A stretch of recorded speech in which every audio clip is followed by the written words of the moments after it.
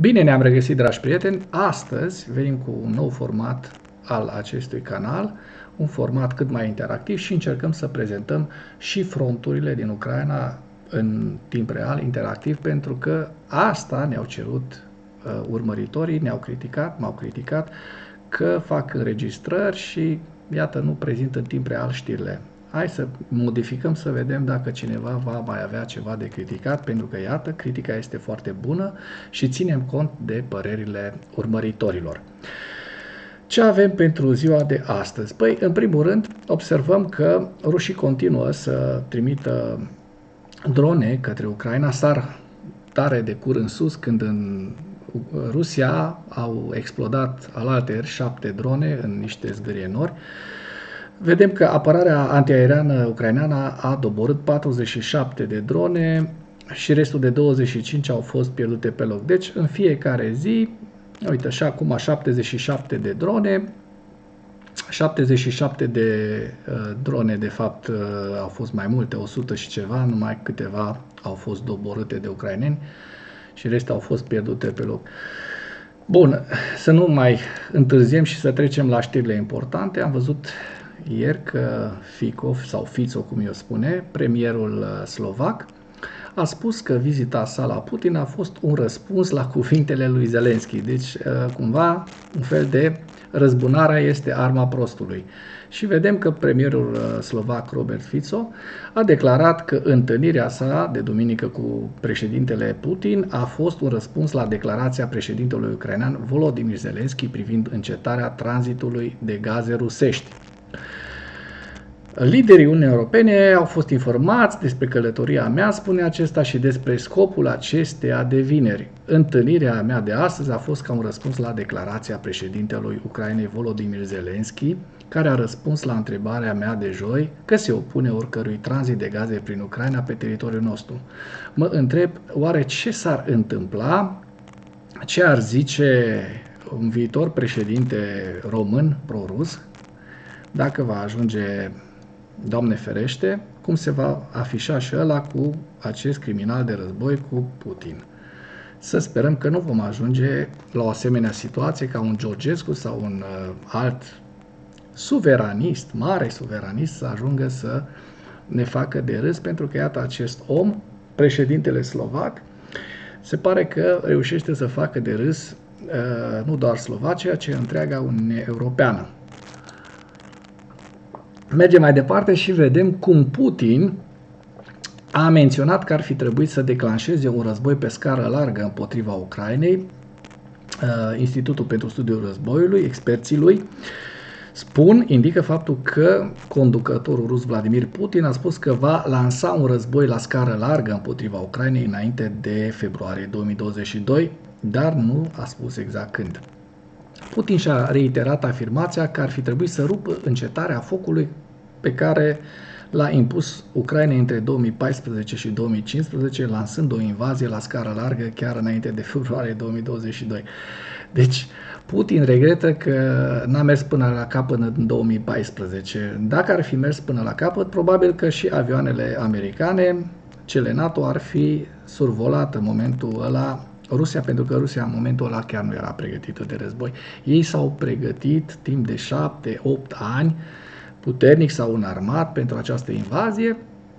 Deci această informație este o vrăjală de-a lui Putin. Analiștii subliniază că într-un interviu cu jurnalistul de la Kremlin, Pavel Zarubin, pe 22 decembrie, Putin a reiterat că Rusia ar fi trebuit să lanseze o invazie pe scară largă a Ucrainei înainte de februarie 2022, dar a adăugat că este imposibil de spus exact când se va întâmpla asta. Putin a acuzat Ucraina, bineînțeles, și Occidentul colectiv, care induce în eroare Rusia și că nu au îndeplinit acordurile de la Minsk, care, a spus el, au dat timp Occidentului să pregătească Ucraina pentru viitoare acțiuni militare împotriva Rusiei. Băi, băieților, dar cine a atacat? Cine a atacat pe cine? Hai să vorbim și pe aia dreaptă. Nu? Cine e agresorul? Nu Rusia? 1 la mână, 2 la mână. Cine n-a respectat semnarea memorandumului de la Budapesta din 1994? Că Rusia s-a obligat ca și garant de securitate. Ucraina? Nu, Ucraina stă, se apără și pierde oameni din cauza unui scelerat și unui popor rus care văd că stă ca și ghiocei, panseluțe. Imediat ne apropiem de, așa cum vom vedea imediat,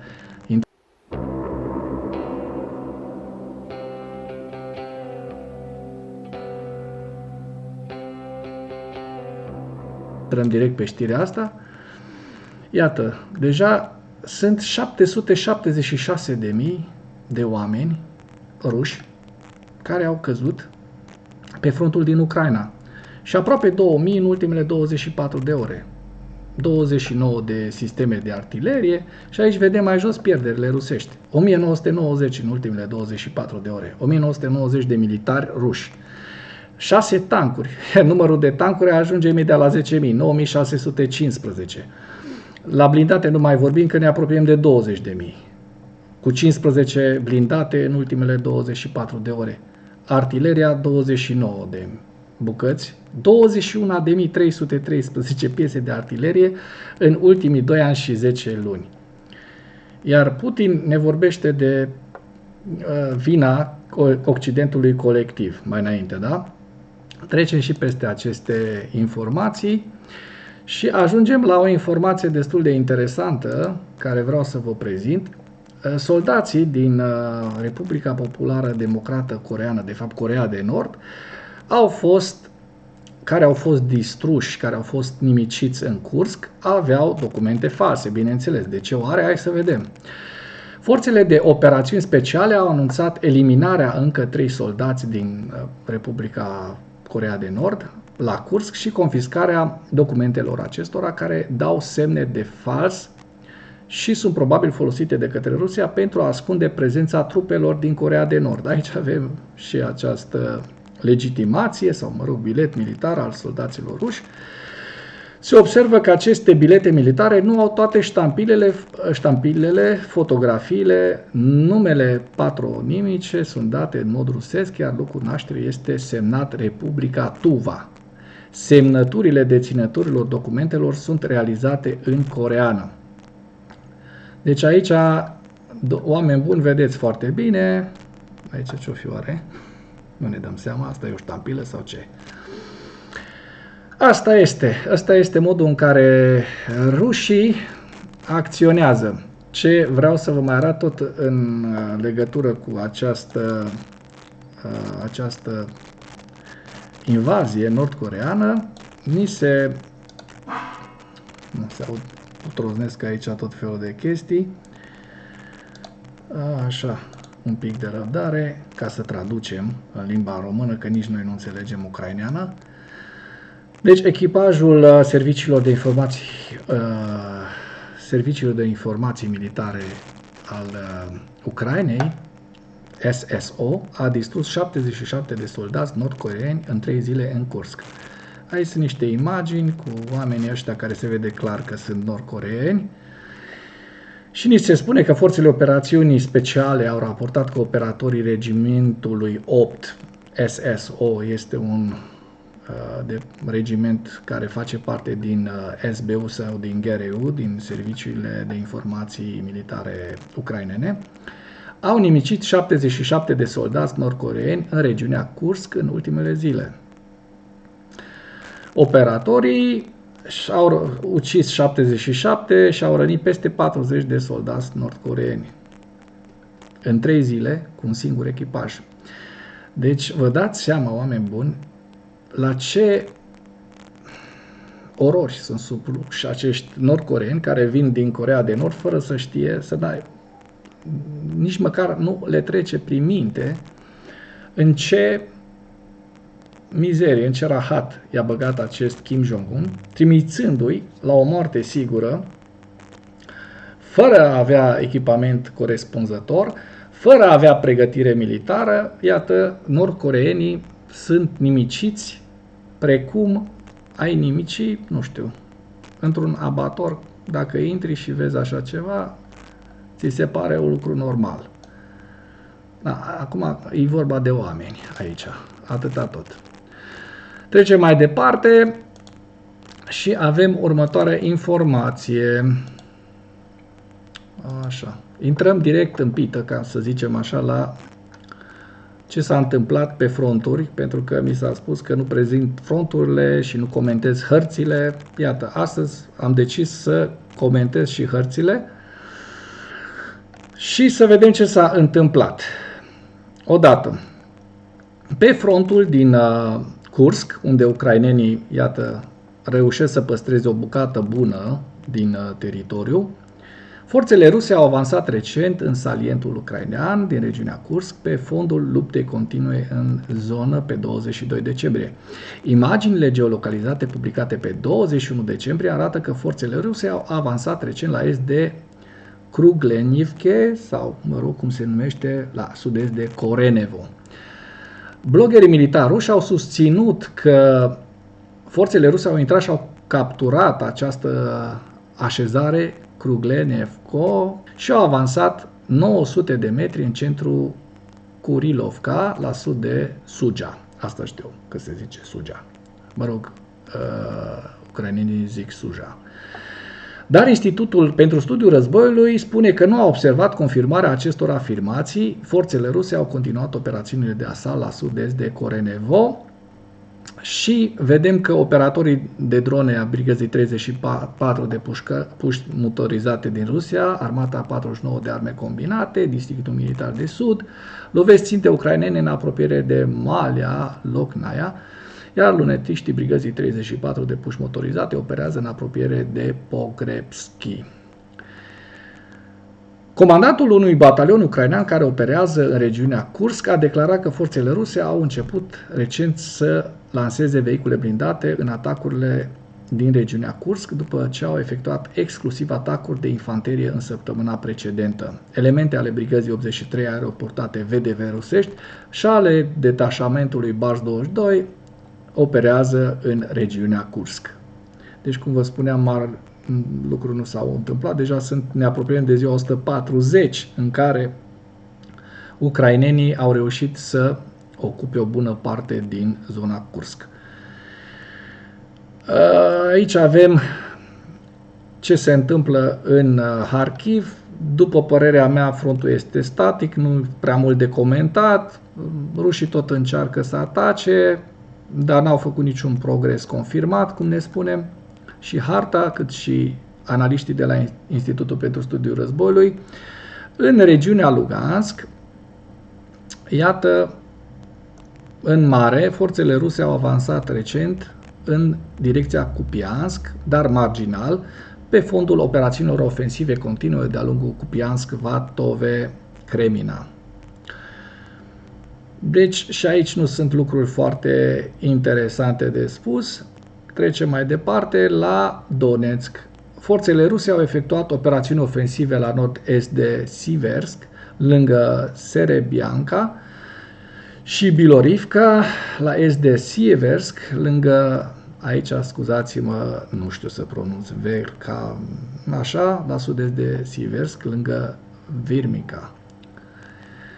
Mai departe avem frontul din Chasiv Yar, unde forțele ruse au continuat operațiunile pe 22 decembrie, dar n-au făcut niciun progres confirmat.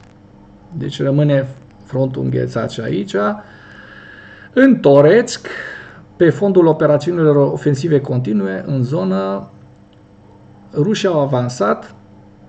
Imaginile geolocalizate, iată, publicate pe 22 decembrie, indică faptul că forțele ruse au avansat recent în Toretsk. Forțele ruse au desfășurat operațiuni ofensive lângă Toretsk, la est de Toretsk lângă Drujba și la sud-est de Toretsk lângă Sudka Balka. Și pe 21 și 22 decembrie, operatorii de drone ai batalionului separat de recunoaștere Sparta al 80-lea rusesc, armata combinată, mă rog, și armata Republicii Populare Donetsk operează în apropiere de Toretsk, iar elementele Brigăzii 9 de puști motorizate operează în apropiere de New York. Ni se spune că forțele ruse au avansat recent în Pokrov pe fondul operațiunii ofensive în zonă. Iată, aici, se vede cum rușii au mai cucerit niște metri pătrați din zona Pokrovsk, nu mare lucru. În Vuhledar au continuat operațiunile ofensive ale forțelor ruse în direcție, dar n-au făcut niciun progres confirmat. Așa ni se arată și în hartă, dacă urmăriți și hărțile de ieri și de alaltăieri, atât de pe Institutul pentru Studiul Războiului, cât și de pe cât și pe cele ale Deep State, ale celor de la Deep State, vedeți aceeași stagnare a fronturilor, o stagnare care se vede și în hărțile de mai jos, pe frontul din Zaporojie și pe frontul din Herson, deci niște fronturi înghețate care nu au niciun avans rusesc.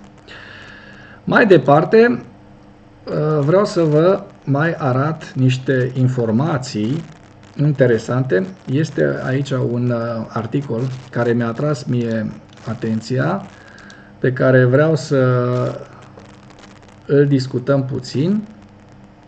Este un articol în care ni se spune că acești soldați, acești militari ucraineni, i-au lăsat pe ruși fără ochi, cum și cu ce armată ucraineană doboară în sfârșit dronele de recunoaștere rusești. În seara zilei de 28 august 2024, vă povestesc acum pe larg, nu intru în tot ăsta, în tot articolul, o dronă de recunoaștere rusă, Zala, a zburat în poziția ucraineană de lângă Bakhmut, pe aripa din stânga, căreia cuvântul Zebal a fost modelat cu bandă scoci. Dacă până în acest moment ai găsit informații utile în material, contribuie cu un like și cu o distribuire a acestui videoclip pentru a ajunge la cât mai multă lume. Și vedem aici întreaga poveste care ne este spusă a dronașilor ucraineni, care spun: ne-a amuzat foarte mult această inscripție pe aripă, Zebal, și își amintește unul dintre operatorii Signum cu indicativul turist. Ce turist dronaș a ucrainenii, în acea zi în care Ukrainska Pravda l-a întâlnit pe acest dronaș la Kramatorsk. Turistul are 28 de ani, înainte de Marele Război era civil și locuia de câțiva ani în Estonia. Iată că avem și estonieni în trupele ucrainene de dronași. Pe 23 februarie 2022 și-a înregistrat compania de livrare acolo în 2 zile. Pe 25 februarie s-a întors în Ucraina și a plecat la luptă. Aici ne sunt prezentate niște imagini cu dronele pe care le prezintă Ukrainska Pravda, adevărul ucrainean. Reacția furtunoasă a rușilor la 8 avioane doborâte într-o singură zi este în principiu de înțeles. La urma urmei, cu câteva luni înainte de asta, în aprilie-iulie 2024, dronele de recunoaștere rusești au zburat cam pe toată linia frontului, în spatele relativ al frontului, peste Dnipru, Sumi, și chiar în spatele absolut al frontului, peste Mirohrod, în regiunea Poltava, care se află la 150 de km de graniță. La Mirohrod, în iulie 2024, drona rusească, că la aceasta se referă rusul Orlan, a spionat, apoi a corectat atacul cu rachete asupra aerodromului militar.